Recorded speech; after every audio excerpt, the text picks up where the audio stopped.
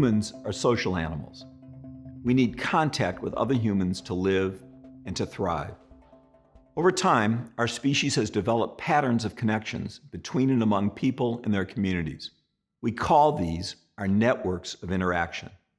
Networks link populations of people, enabling people living in different communities to move and share ideas, material goods, crops, animals, pathogens, and even people. We communicate across and through our networks. Sometimes, what moves through and across networks are physical items, such as clothing or food. Sometimes, they're concepts, like mathematics or ideas of what's in the universe. At times, networks encourage and enable cooperation and prove to be mutually beneficial. At other times, networks allow competition, violence, disease, and decay to spread. For good or bad, progress or decline, our networks of interaction have been among the most enduring and significant features of our lives. They are a central factor in understanding historical change and how the present came to be. Developing a brief but big picture of major changes in human networks over our very long history might help us as we study the human past, connect the past to the present, and face the future. So, how might we frame this story? We might begin by pointing to the early networks our nomadic, hunter-gatherer ancestors developed. They created local networks of interaction, supported by shared language or systems of communication, a story we begin to explore in Era 2. These language networks made possible the exchange and then collection of ideas. They helped our earliest ancestors to survive and thrive in new environments and thus spread humanity around the world. As people settled down into more permanent communities, their population grew. The number of people with whom they interacted grew too. You will investigate this transition that began about 8,000 years ago in Era 3. These now sedentary people built village networks, using new technologies of communication, such as writing, and new means of transportation, such as boats and roads. As populations continued to grow, some villages became cities. Metropolitan networks emerged and connected villages and farms to cities. Eventually, these networks connected cities to each other.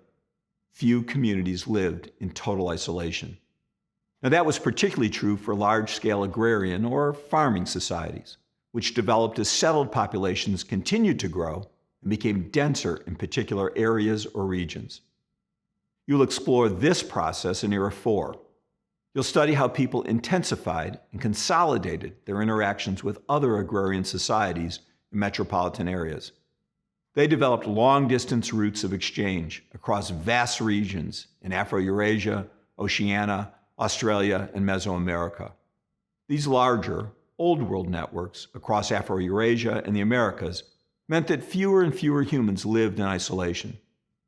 Although these networks sometimes collapsed, people rebuilt and restructured them. Starting about 500 years ago, during Era 5 in our course, oceanic travel connected those previously disconnected Old World networks. The networks came together to form the first truly global networks of interactions. Now, this happened slowly at first, as the regions and communities of the world developed loose connections. Ideas, material goods, and people could now move around the globe, but they did so quite slowly. However, in the past 200 years, as you'll see in Era 6, new technologies, such as newspapers, telegraphs, and then telephones, helped spread ideas rapidly. Steamships and trains moved people and goods faster and further than ever before. These innovations and inventions tightened up the loose global networks, connecting more and more people, more and more communities. Now, this has continued into the present. Now, the new global internet helps us share ideas, plans, and news with millions of people almost instantaneously. New innovations in transportation move people and goods anywhere in the world within days, if not hours. It appears as if we're living in one vast global network of interconnection today, an issue you'll consider in Era 7. For the first time, historians speak of humans living in a network, singular rather than networks plural.